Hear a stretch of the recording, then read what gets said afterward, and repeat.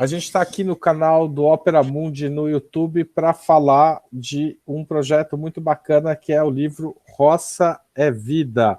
Estamos aqui com os 6 autores do livro, né, autores nomeados, porque na verdade esse livro é resultado de um trabalho coletivo no sentido amplo das pessoas assentadas, eu não sei exatamente qual é o melhor termo para a situação atual no Vale do Ribeira, nas áreas remanescentes de Quilombo. E eu tenho o prazer de estar aqui com a Viviane Marinho, com o Laudessandro Marinho da Silva também, a Márcia Cristina Américo, o Luiz Marcos de França Dias, e com a Amanda Nainá dos Santos e com o Vanderlei Ribeiro, o Deco. Queria que vocês falassem, se apresentassem e dissessem onde vocês estão para as pessoas que estão assistindo a gente. Boa tarde a todas e a todos. Boa tarde, Haroldo. Boa tarde, meus Márcia. Irmãos aí, irmãs. Nós estamos no São Pedro, né? Vizinho aqui da Viviane, uns 16 quilômetros, né? Da Viviane e do Laudessandro, no Quilombo São Pedro, em Eldorado. Boa tarde a todos. Sou Luiz. Estamos no Quilombo São Pedro, né? Como a Cristina disse, localizado no município de Eldorado. Olá a todos, meu nome é Amanda Nainá e eu estou em Piracicaba, estado de São Paulo. Boa tarde a todas e todos, eu sou o Deco, eu estou aqui em Registro. Eu queria que vocês falassem um pouco sobre o livro Roça é Vida. É um livro voltado para a comunidade, mas também para fora, para explicar o que é a roça de Coivara e qual a importância dela para os quilombos aí do Vale do Ribeira. Queria que vocês explicassem por que é importante contar isso, o que é roça de Coivara, para o pessoal entender. Laudessandro e Viviane, vocês querem começar? Primeiramente, boa tarde a todos e a todas, fazer um cumprimento a todos os participantes e os ouvintes, dizer que é um prazer enorme estar mais uma vez falando do nosso, digamos assim, dos nossos filhos, da nossa filha, né, que é esse livro que a gente construiu coletivamente, né? Não é nosso filho, mas é um filho da comunidade, das comunidades quilombolas, né? Então a gente fala filho nosso, né? É um filho nosso, né? Então é um prazer muito grande estar falando nesse momento, porque quando a gente fala da gente, a gente se sente um pouquinho mais além, né? A gente se sente emocionado, porque eu não estou falando só de mim, né? Estou falando de décadas, séculos, digamos assim, dos meus ancestrais, né, e na qual esse livro nos representa. Então, a gente fica um pouquinho ansioso, ao mesmo tempo emocionado, um pouco nervoso, porque a gente está carregando uns anos e anos de luta, né, e de resistência através deste livro, né. Então, quando a gente vai falar nessa contexto geral da roça Coivara, principalmente, né, a gente está levando não só a nossa palavra, nós estamos levando a palavra de nossos ancestrais, que anos e anos vieram, né, trouxeram, largaram aqui nesse país, sem muito o que fazer por eles, né, e hoje a gente está numa construção para que nós podemos buscar o direito e essa reparação histórica possa ser vista e revista, e a gente possa ter uma melhor visibilidade nisso daí. Então, esse livro já é uma ferramenta de luta, digamos assim. Não é só um livro para a gente se espelhar, mas é também mais uma ferramenta de luta para que a gente possa dar sequência nesse trabalho que a gente vem fazendo, né? Antes de falar da roça Coivara, eu vou falar um pouquinho, até o Luiz pode complementar mais depois sobre a roça Coivara, mas a proposta, por que foi definida fazer esse livro, né? Veio a partir da proposta do grupo da roça, né, que a gente tem aqui no Vale do Ribeira, composto por 15, né, comunidades aqui do Vale do Ribeira, e essa proposta partiu para a gente, para nós 4, principalmente foi para um grupo de educação, né, que já tinha escrito a cartilha da educação quilombola, né, aí o grupo GT Roça, para não fugir muito da sua dinâmica de trabalho, digamos, de sair um pouquinho da roça, ela passou a escrita do livro, né, para salvaguarda do sistema agrícola tradicional quilombola, para o grupo que já estava trabalhando com a escrita, né, que é o grupo da educação. na qual, né, Luiz Marcos, a Márcia Cristina e a Viviane fazem parte. E eu, particularmente, não faço parte do grupo da educação, faço parte do grupo da roça, né? Mas, porém, por tabela, automaticamente, a gente participa dos dois grupos, né? Porque a gente também faz educação meio que por tabela, né? Então, a gente está ali inserido.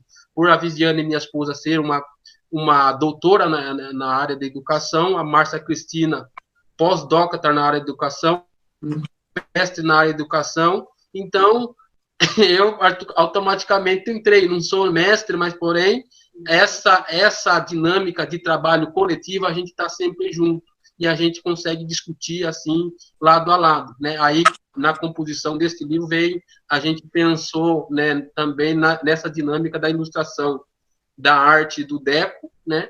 E, né, que ele desenha o território muito bem, né, como composto no livro, e na da Amanda, que também a gente traz ela, não é que a gente traz, a gente viu, né, um potencial muito grande nas artes da Amanda, na qual que ela desenha as pessoas, a figura das pessoas, né? Então a gente conseguiu juntar isso para que saísse esse filho, nascesse esse filho, essa filha, né?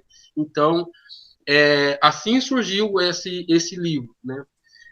Entrando um pouquinho mais adiante no que é Roça Coivara, né? No livro consta que, na verdade, é a base, o pilar, digamos assim, o sentido do sistema agrícola quilombola, né? Na qual que é o parâmetro para dar toda a geração, todo o movimento do sistema agrícola tradicional quilombola, né? A roça coivara nada mais é a roça de subsistência, né? A gente não, nós, né, não plantamos para venda, para comércio, né? E sim para alimentação, para nossa alimentação. Isso vem por isso que eu falo que vem décadas, séculos, desde os nossos antepassados. A plantação é mais para subsistência, para me fortalecer, para continuar resistindo aqui dentro desse território. Então, a roça de Coivara é a base do sistema agrícola tradicional quilombola, na qual a gente sempre, né, mantém ela viva, em pé, para nós quilombolas. Porém, a garantia dela viva e de pé para os nossos futuros vem através dessa salvaguarda desse sistema, né? E o livro é dessa salvaguarda na qual a gente vai garantir a roça de Coivara existindo, né? Mesmo que a gente não esteja mais neste local, né, a gente deixou um legado, que é um livro na qual nossos antepassados, nossos futuros vão, né, ter a base de como se faz uma roça de Coivara. Na verdade, não é só uma roça de Coivara, é todo um sistema, né, que aí vem, né, no cuidado da natureza, do manejo, né, da mata, como é que eu escolho o local para fazer essa roça, o dia certo, o mês certo, a lua certa para estar fazendo a derrubada, fazendo a queimada, fazendo os plantios, ou fazendo o transplante. Então, tudo isso é a roça de Coivara, mas está tudo dentro de um sistema na qual eu não posso ultrapassar esse sistema. O que eu não posso ultrapassar? Eu tenho que respeitar a natureza da forma que ela é, né? Se eu for interferir nesse momento da natureza, eu posso estar acabando até mesmo com a minha vida e automaticamente acabando com a natureza, porque eu estou interferindo no processo natural da vida, né? Onde que eu impeço um rio de passar livremente, onde eu corto uma nascente de água, por exemplo, se eu fazer uma roça num lugar onde tem uma nascente de água, onde eu derrubo uma árvore centenária que já não existe mais, né? Eu estou acabando com essa árvore mãe, né, com a mãe natureza. Então, tudo isso eu faço parte dessa roça de Coivara, que é um sistema que a gente fala, né? Então, a roça de Coivara está tudo ligado em um sistema tradicional agrícola quilombola que a gente, desde nossos antepassados, para os dias de hoje. E isso a gente traz nessa escrita desse livro, né? Então, é mais ou menos essa parte. Eu vou passar para os demais aí que também possa ajudar nessa complementação do que é a roça Coivara. Então, mas explica para alguém que é da cidade o que é uma roça de Coivara. Que eu tenho uma ideia, assim, mas aprendi bastante com o livro também. Mas tem gente que não tem ideia do que é uma roça, ainda mais uma roça de Coivara. Então, a roça de Coivara parte de um sentido de que eu vou preparar a minha roça. A roça é o sentido roça normal, digamos assim.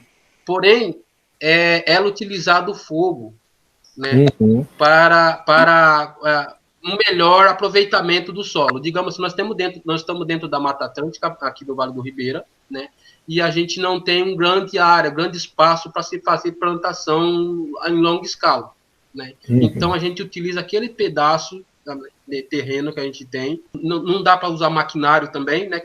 Mesmo que se desse, a gente também não tem essa intenção, porque o maquinário, toda aquela forma de sistema que eu já falei, vai acabar degradando a terra, né? Ou a mata. Então a gente não prefere. Então, para que a gente tenha o melhor aproveitamento do espaço e do nutriente que tem dentro desse espaço, a gente acaba utilizando o fogo. Primeiro, escolha a área, escolha a parte que eu quero usar para aquele plantio, seja de arroz, de milho, mandioca, batata doce, feijão.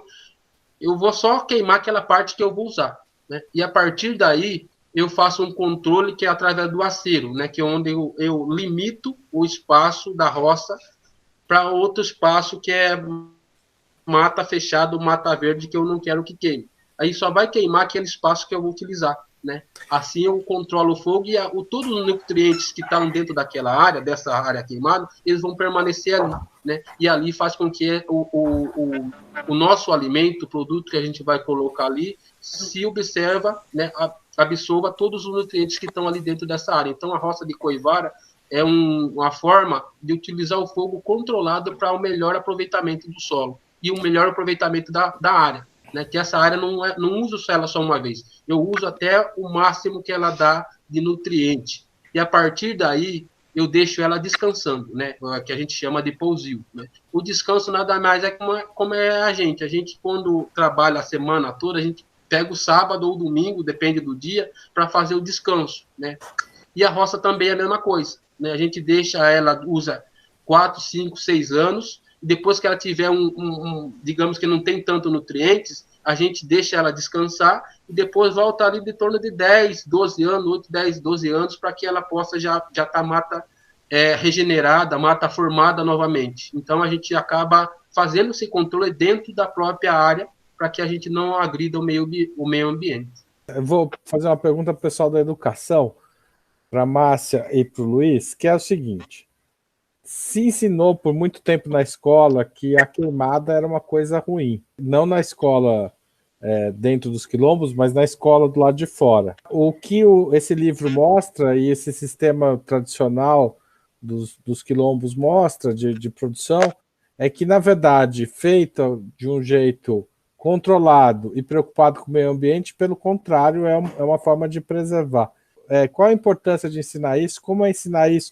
Como que esse conhecimento passa dentro dos quilombos? Como é que isso acontece e como passa a acontecer quando tem um livro como esse?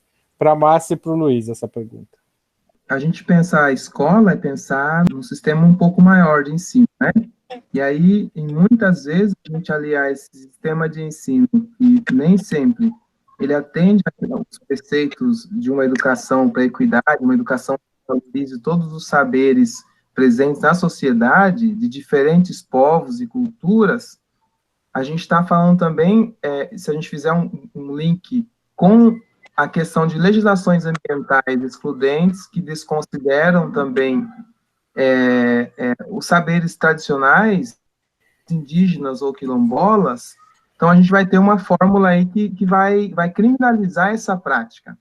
O que a gente fala, quando a gente fala do uso do fogo controlado, é diferente o uso do fogo na roça de Coivara e o uso do fogo para abertura de passos. É diferente o conceito, né? Então, existe uma área determinada que a gente ateia fogo, e esse fogo ele serve para a regeneração desse solo, para a contribuição da planta que vai surgir.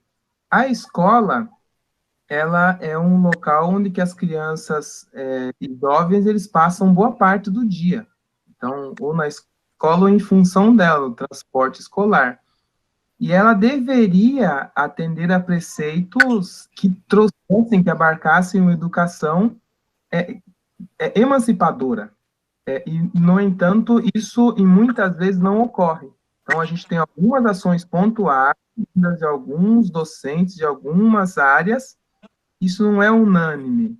Então, eu vou dar um exemplo. O município nosso de Eldorado, ele investe muito pouco, então quase não realiza ações de formação dos docentes da rede municipal voltados para a valorização desses saberes e conhecimentos presentes nos territórios quilombolas. Então, isso é muito preocupante, porque a gente vai ter uma criança, vai ter um jovem, que ele tem todo um mundo de saberes que ele aprende fazendo a farinha de mandioca, ou então indo para a roça com o avô, com o pai, com o tio, com a tia, com a mãe, e aí na escola ele não tem isso presente, isso não é valorizado na escola, naquele espaço escolar limitado por muros. Este ano, uma das práticas, eu tive a ideia de oferecer uma disciplina eletiva na escola em que eu leciono, a Escola Estadual Maria Antônia Chulis Princesa, intitulada Saberes Ancestrais Quilombolas, que eu iria abarcar essa parte da roça, dos saberes ligados à roça, e como que esses saberes eles ancoram a defesa desse território ancestral. Aí, por conta da pandemia, a coisa ficou um pouco complicada e não deu para oferecer essa roda de conversa, essa ligação, levar essa temática para a sala de aula com mais afinco para essa disciplina. Acredito assim, que o espaço escolar, ele deve ser um espaço emancipador e que ele deve considerar uma educação antirracista, uma educação que traga esses preceitos e valores das comunidades quilombolas, dos povos indígenas, por exemplo, para dentro da sala de aula. Senão a escola, ela parece que é quando você adentra para os muros dela, ela parece que é um portal diferenciado. Você vai olhar nas comunidades, a maioria das comunidades quilombolas aqui de Eldorado e Poranga, os poucos prédios que tem muro é a escola. Então, assim, parece que quando a criança adentra ali, ela passa por um portal que ela transcende uma outra coisa, e assim, e aí, cara, quer dizer assim, então, que fora do muro da escola você não aprende nada, né? Uma vez que a formação desse docente, eu não falo de formação aquela que a gente tem na universidade, eu falo de você vir e trocar ideia e conversar com um mais velho, com um detentora de saber da comunidade, você praticar e fazer com que esse currículo esteja ligado com as práticas diárias da comunidade. Isso deveria ser muito importante, porque a criança, ela aprende junto com os pais e mães e irmãs na roça, e quando chega na escola, esse saber não tem tanto valor assim. É como o Êxodo, a personagem Êxodo, que ela chega para dar uma entrevista de emprego, ela sabe um monte de coisa, todo o processo da Rosa de Coivara, mas naquele lugar ele não servia nada, aquele monte de conhecimento que ele tinha, a personagem Êxodo. Ô Márcia, qual a importância desse livro nesse espaço, na escola, tanto nas escolas frequentadas pelas crianças quilombolas, quanto fora? Quando a gente pensa esse livro Roça é Vida, Haroldo, né, ele vem de uma demanda maior, né? Então, a gente tem a Lei 10.639, em 2003, que é a implementação, né, da história e cultura africana, afro-brasileira. Em 2012, a gente tem a Resolução 08, né, que foi aprovado, que são as diretrizes curriculares da educação escolar quilombola. Veja, é muito pouco tempo, né, de 2012, 2013, 2012. A gente está num processo caminhando junto, né, e eu posso dizer que eu sou fruto de políticas públicas, né, que são reivindicações do movimento negro e movimento quilombola, né, que vai trazer essas demandas, né, do reconhecimento do povo negro, e aí a gente vai pensar, quando a gente se pensa tanto o movimento negro quanto o movimento quilombola, do povo quilombola, entendendo que são 6.000 comunidades no Brasil, né? E aí, quando a gente pensa essa produção desse livro, né, e eu gosto de pensar que o movimento social, ele está mais avançado do que nós educadores, porque ele propõe, ele leva a demanda, ele tem todo um processo de planejamento, de organização para implementação de leis, e daí vai ser implementado nas escolas. Nós temos avançado? Nós temos avançado. Então, assim, o Roça é Vida, ele é fruto de uma demanda de ter outras narrativas, como diz minha amiga Viviane, né, na escola. E ele é propositivo para pensar, né, esses conhecimentos que ele não é mais e nem menos do que estão, né, os conhecimentos que estão na academia. Então, se a gente pensar o Roça é Vida, ele é um livro que você pode utilizar, e quando o Luiz traz também essa questão de o único local que tem muro, né, na comunidade, aqui no São Pedro, é a escola. E nós estamos num laboratório de conhecimento. Pô, se eu quero estudar biologia, eu estou dentro aqui do território imenso, da Mata Atlântica.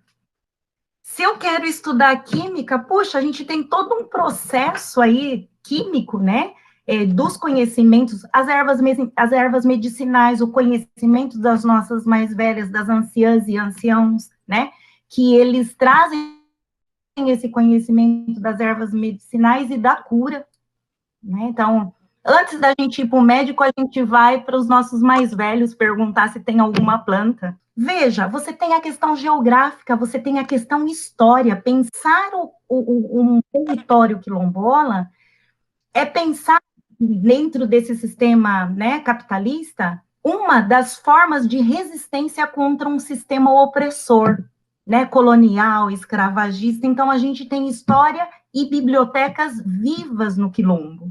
Qual que é a importância desse livro?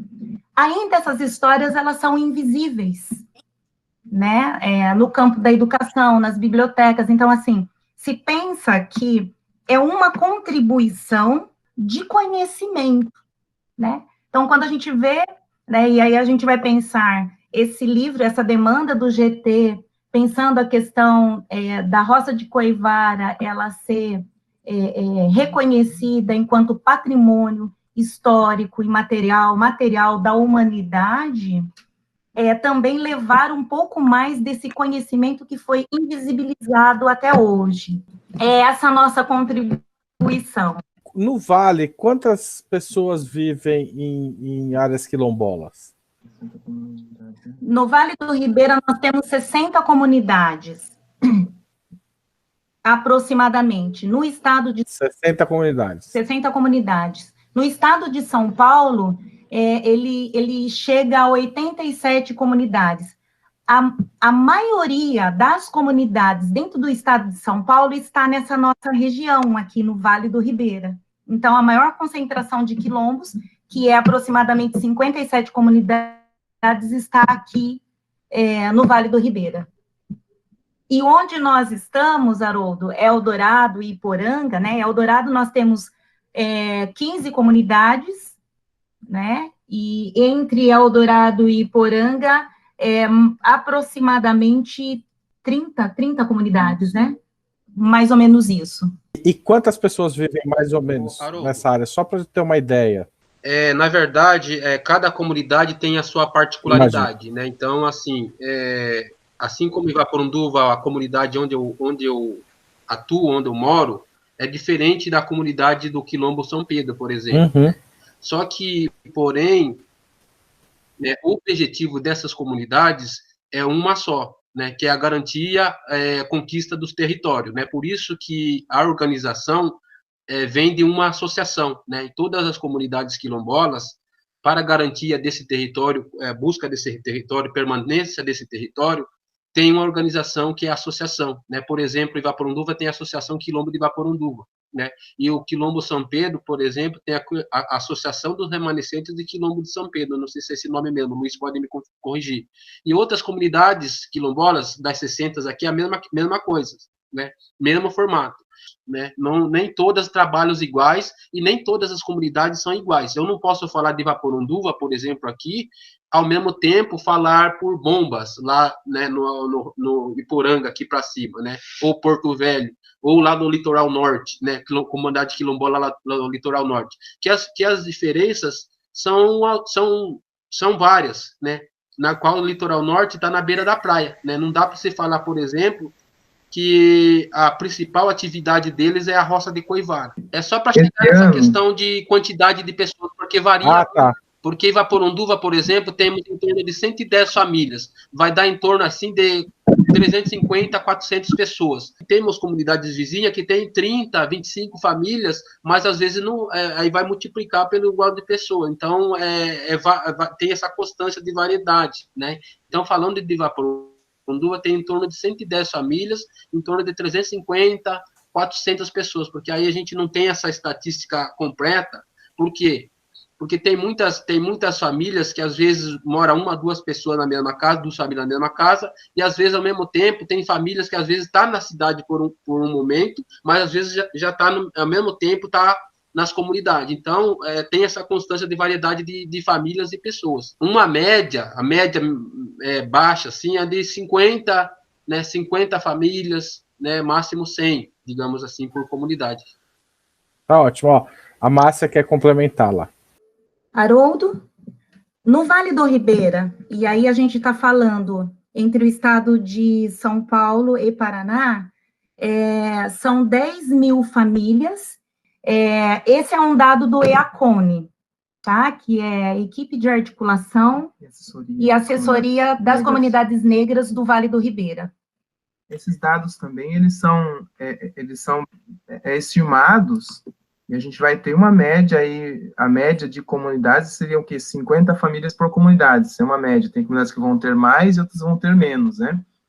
E também a gente não tem é difícil a gente ter um dado quantitativo, porque não, até os municípios, eles não vão ter esses dados. Esses dados, eles geralmente são do movimento social, dos nossos movimentos, né, das nossas organizações, que nós vamos fazer e produzir esses dados mesmo. Este ano, 2020, a gente ia ter uma categoria no censo 2020, né, do censo demográfico, iria entrar lá a questão de contágio da população quilombola, né, e foi cancelado, foi adiado para o ano seguinte.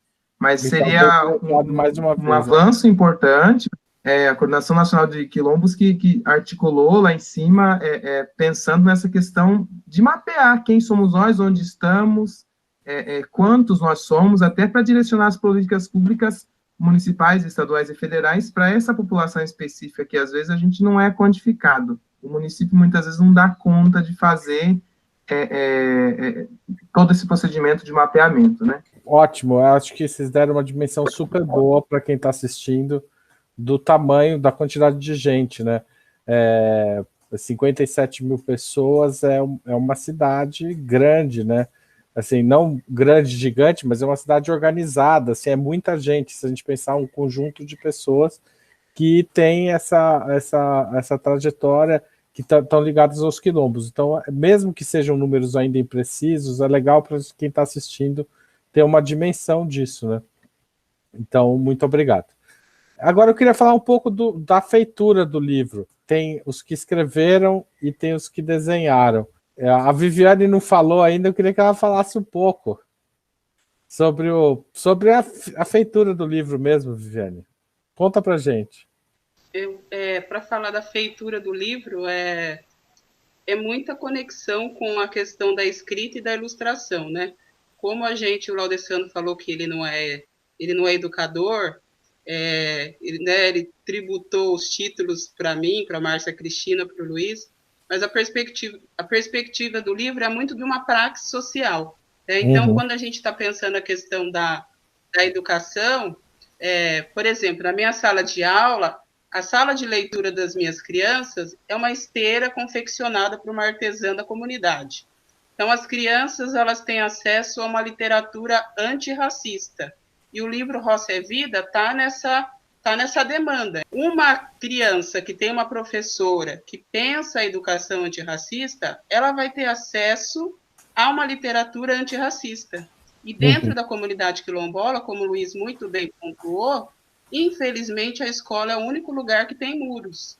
E aí, dentro da questão da feitura do livro, que é uma feitura coletiva, eu me recordo, assim, tem uma imagem muito simbólica das minhas crianças, que eu tive a oportunidade, por conta de políticas públicas na educação, sou fruto do movimento social feminista, do movimento social quilombola, do movimento também urbano, periférico, né? Eu sou quilombada, E aí, nesse caso, a questão do livro, ele está muito relacionado, que eu estava lembrando dessa imagem simbólica, como eu tive a oportunidade de acessar a política pública, pude fazer um programa de doutorado sanduíche no exterior, e foi em Angola. E eu tive o prazer de trazer de lá a semente do baobá. As minhas crianças tiveram acesso a essa semente do baobá. Então, perceba que as minhas crianças, elas tiveram acesso à política pública que eu acessei. Elas tiveram acesso a Angola por intermédio da minha formação. Por isso, tudo está muito relacionado, né? Cotas está relacionado com o nosso livro, cotas na universidade está relacionado ao nosso livro, o equilíbrio de narrativas está relacionado ao nosso livro, e a própria maestria dos mestres e das mestras das comunidades estão relacionados com o nosso livro. Por isso, a primeira figura do livro é a tradição, e a tradição, ela nos conecta com esse território ancestral que é a África. Então, a gente está falando de quilombo e a gente está falando de África. A feitura do livro, ela nos traz, então, essa conexão com a tradição, com esse território ancestral. E, como eu falei da questão da importância da educação, né, fazendo diálogo com o nosso livro, a gente está num momento histórico que a gente tem visto que estão querendo taxar os livros, e aí a gente sabe que a população empobrecida, ela vai ter menos acesso ao livro. Então, esse livro, ele dialoga com muitas narrativas do valor da educação escolar quilombola. Tem 2 filósofos africanos que eu gosto muito, né, pensando um homem e uma mulher. A Chimamanda Ngozi Adichie, ela fala do perigo da história única. E o Chinua Achebe, também é um nigeriano, ele fala da importância do equilíbrio de narrativas. Então, eu penso que esse livro, ele é fundamental nessa proposta de equilíbrio de narrativas. Minhas crianças, eu me lembro uma vez, eu fiz uma atividade com uma das crianças, o meu aluno falou mais de 50 tipos de peixes. Então, se a gente pensar em equilíbrio de narrativa, quanto conhecimento essa criança tem? Ele tem muito mais conhecimento pensando essa questão da geografia, do seu lugar, da sua pertença. Então, esse equilíbrio, ele vai dizer para a minha criança, para o meu aluno e para a minha aluna quilombola, que o seu conhecimento é fundamental, e esse conhecimento precisa ser acessado por todo o Brasil. Então, não se pode pensar a história do Brasil sem pensar a história dos quilombos. Tudo isso para dizer da feitura desse livro, que nos conecta com a África e que também nos conecta com o território ancestral e com o território quilombola, que estão articulados. E aí, eu acho que nada mais justo que os ilustradores, né, falarem sobre um pouco da questão da estética do livro, que está em diálogo com a escrita do livro. Vamos lá. Quem começa? Amanda ou Vanderlei? Ou Deco? Vamos lá. Então, assim, então dentro desse espírito, né, de respeito, dentro desse espírito de busca também, né, dessa maneira a gente pensou as ilustrações, né? Então, para que eu pudesse, né, fazer um desenho de algo tão precioso quanto, né, o sistema agrícola tradicional quilombola, a gente precisaria de licença, né? Licença, né, uma espécie de bênção, né, dos mais velhos, né? Então, com esse sentido, a gente foi até o quilombo, né, conversar com essas mestras, esses mestres, né, esses mais velhos, né, para que eles nos orientassem do que era importante, né, ser desenhado, né? Porque, como, né, todos sabem, né, jamais a gente ia conseguir registrar em livro todo esse conhecimento que tem, né, que envolve o sistema agrícola tradicional quilombola. Né? Seria impossível. É muito conhecimento. Então, por conta disso, né, somente os mestres eles podem dizer em que momento ou o que, né, deve ser desenhado ali, né? Então, com esse espírito que a gente pensou, né, as ilustrações. Né? Por exemplo, né, eu visitei né, a roça do seu Aurico, da dona Valni, né? E lá eles foram me mostrando a riqueza que tinha ali na roça, né? Não só a riqueza de plantas, né? Plantas medicinais, né? Como os alimentos plantados, né? Mas a riqueza ali também da natureza, né? Então, o sistema agrícola quilombola, ele convive muito bem com a sua natureza, né? Então, nesse sentido que a gente pensou ali as ilustrações, né? Mas mesmo assim, perguntei, seu Aurico, o que o senhor acha importante de ser desenhado, né? Aí ele falou, olha, precisa ter a diversidade das roças, né? Então, quando a gente fala aí da roça quilombola, não é uma roça, né? É um conjunto. Então, tem a roça de milho, né? É importante que se desenhe a roça de milho. É importante que se desenhe a roça de arroz, né? É importante que se desenhe a roça de feijão, né? É importante que se desenhe esse tipo de roça onde você tem um consórcio de uma diversidade de plantas, né? Uma diversidade de plantas. E então, com esse sentido, né, de respeito pelo mais velho, nesse sentido de respeito pelo saber tradicional quilombola, né, nesse sentido de buscar ouvir a voz, né, não dar voz. Dar voz é muito estranho, porque dar voz pressupõe que a gente tem voz e vai dar para o outro. Não, a voz está lá, então a gente precisa ir lá escutar a voz, né? Transformar isso em desenho, né? Isso que é uma coisa interessante. E aí entra um outro lado, né? Se por um lado a gente vai até os mestres e mestras, por outro lado a gente vai para os outros mestres também, né? Que são esses mestres escritores, né? Que nós consideramos mestres também. Então, se o mestre da roça disse que é importante desenhar isso, o mestre escritora, também disse assim que, olha, dentro disso daí é importante ter essa poética, né? Então, nesse sentido, a poética dos desenhos, né? Eles se inspiraram na poética do olhar, né? Quilombola, né? Então, eu poderia citar inúmeros dos desenhos, né? Por exemplo, o Luiz, né?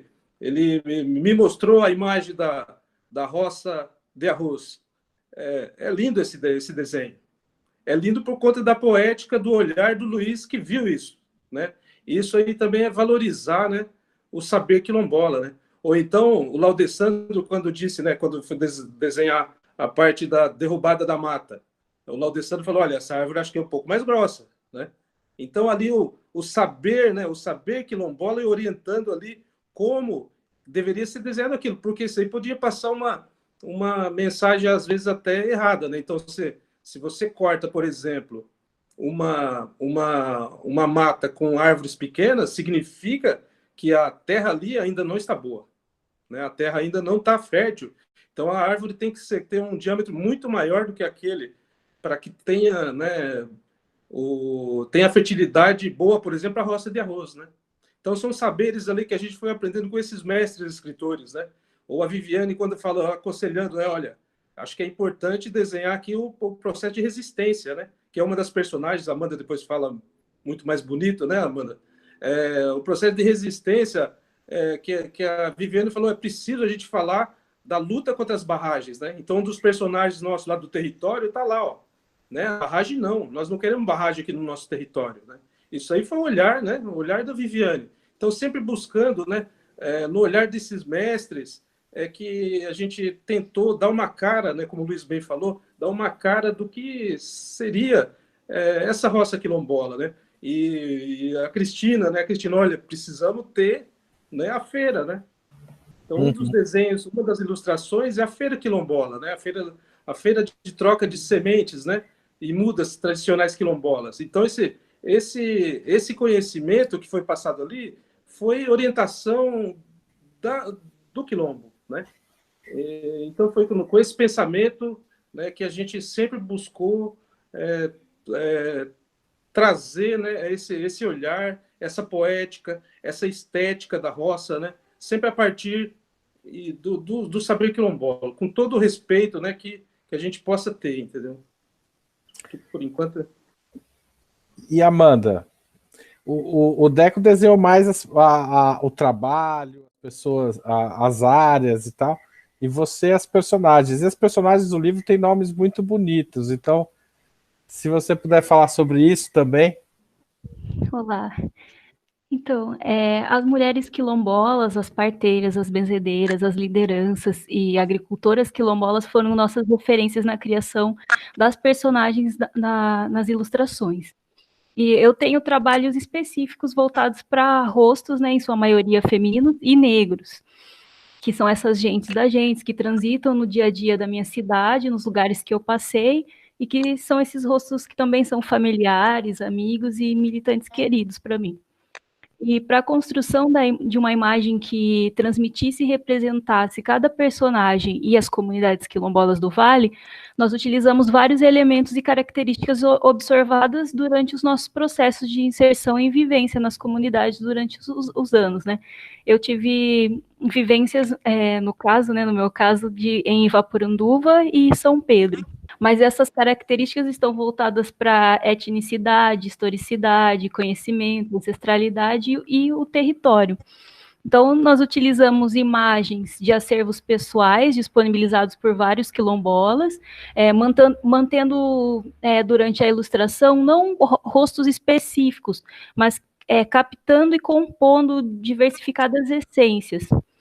E na primeira imagem de apresentação, que você até mostrou recentemente, são as personagens tradição, experiência e fartura.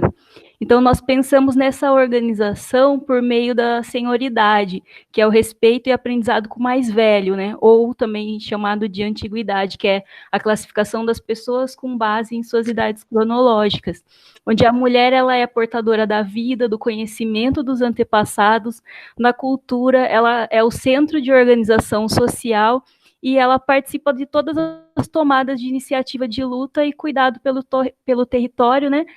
Como acontece depois com a personagem Resistência, né?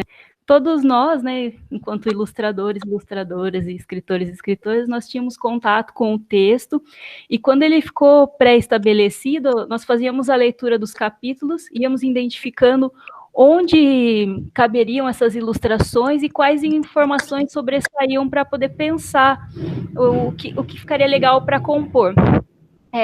E quando necessário, nós utilizávamos também outras imagens, né? Teve um caso que aconteceu que o Laudessandro ele teve que fazer uma composição autoral fotográfica da mãe dele fazendo um tear para que eu pudesse reproduzir do meu jeito depois. Então, nós acabamos nos baseando no que é real, né?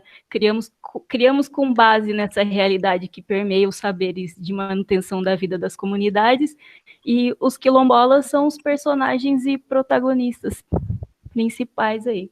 E esse sistema agrícola quilombola, ele é estruturante, e a gente estava conversando, eu e o Deco, que vai além da roça de Coivara, né, que ele insere as crianças, que são essa continuidade desses saberes, que elas participam, aprendem, brincam em todo o processo, e elas aparecem também no decorrer do livro. Eu queria, dar os parabéns para vocês, mas eu queria fazer uma pergunta de ordem prática, muito prática, assim, para quem está nos quilombos, que é... O Luiz citou aí o problema da criminalização por muito tempo da roça, né? Que tinha que pedir autorização, a autorização não saía a tempo. Isso era uma dificuldade para a produção. Quando ela se transforma num sistema reconhecido pelo IFAM e tal, muda essa característica? Ou vocês ainda enfrentam essa burocracia na hora de preparar a roça de vocês? O processo de licenciamento ambiental para supressão de vegetação nativa da Mata Atlântica, ele é um processo que ele põe aí datas históricas bem mais antigas, né? Então, se a gente observar as legislações ambientais e a demarcação de parques e unidades de conservação em cima de territórios quilombolas, pautados em uma visão conservacionista, de que não permitia o meio ambiente com gente, então tem que ter aquela coisa da natureza intocada, né? Isso tudo fez com que a roça fosse criminalizada, essa prática ancestral nossa. Se a gente observar o mapa do grande corredor de Mata Atlântica que a gente tem ainda, né, o pequeno corredor de Mata Atlântica que a gente tem no estado de São Paulo, a gente vai perceber que boa parte dessa Mata Atlântica está sobreposta nas comunidades tradicionais, né, estendo para os caiçaras, para os irmãos indígenas também, e nós quilombolas. Então, esse processo, ele dura ao longo de vários anos. A gente tem a personagem Êxodo no livro, que ela é fruto desse reflexo da criminalização da roça. Então, se você suprime a vegetação nativa, você é um criminoso e tudo mais. A criação de unidades de conservação, eu não estou dizendo que ela é ruim, né? Ela é boa, mas às vezes que seja criada com um propósito de conversa e diálogo com as comunidades ali do entorno. Aqui no quilômetro de São Pedro e Vaporunduva, outras comunidades, a gente teve a criação de unidades de conservação em cima das nossas áreas, da nossa comunidade. E aí, esse processo, a Polícia Ambiental passa, então, a partir de 70, 80, a apertar mais as comunidades. Então, ninguém podia roçar, ninguém podia praticar agricultura de subsistência. Então, automaticamente, a gente tem vários êxodos, né? Nós temos vários do território. E aí, neste ano, nos últimos anos, aliás, a gente tem tido um processo de licenciamento ambiental que ele conta com uma morosidade do Estado para ceder desses órgãos que são responsáveis pelo licenciamento, para conceder a licença ambiental. Então, assim, por exemplo, eu sei que agora em setembro, outubro, tem que roçar para plantar arroz. Então, quando chegar em dezembro, tem que estar plantando esse arroz. Se essa licença ambiental não chegar a tempo de eu roçar agora em setembro, outubro, novembro, não tem como eu plantar esse arroz mais. Então, automaticamente, eu perdo as sementes, que ela guarda de um ano para o outro, no máximo 2 anos, senão não nasce. E aí surgem os movimentos de resistência, que são, por exemplo, a feira de troca de sementes. Então, tem há 12 anos essa feira acontece, para trocar sementes. Vamos lá, se tem semente, tá, tenho semente. Então, a gente, para não perder a variedade, né, hoje são mais de 240 variedades entre plantas medicinais e alimentícias que a gente tem. Então, esse processo de criminalização da roça, hoje, com a pandemia, a gente tem o quê? O governo do Estado de São Paulo ele liberou a feitura da roça de Coivara como um dos planos estratégicos aí de enfrentamento à Covid e tudo mais. Para nós, soa como sustentabilidade, como segurança alimentar, né? Só que cada ação que a gente faz, tanto a feira de troca de sementes, quanto a solicitação, a busca pelo reconhecimento da roça de Coivara, né, o Sistema Agrícola Tradicional Quilombola, o livro, premiação da Embrapa, que a feira de troca de sementes recebeu, tudo isso são ações de fortalecimento da roça de Coivara. Além do mais, a gente abre as portas para as universidades, elas realizarem pesquisas e aprenderem com nós ensinarem, e elas também ensinarem a gente, nesse diálogo, nesse equilíbrio de narrativas, como diz a Viviane, visando assim, olha, nós temos bons argumentos de que essa vegetação só está em pé porque a gente está aqui preservando e cuidando dela, e não é só para nós, não é um pedaço de terra que a gente está brigando.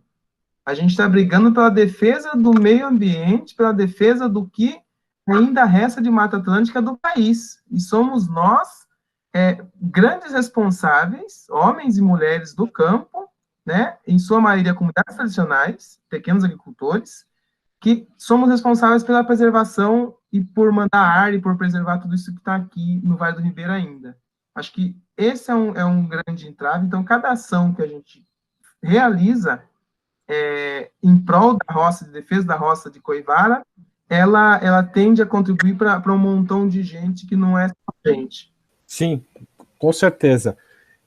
O livro ele está disponível, ele está tendo uma distribuição impressa, mas ele também está disponível para download, né?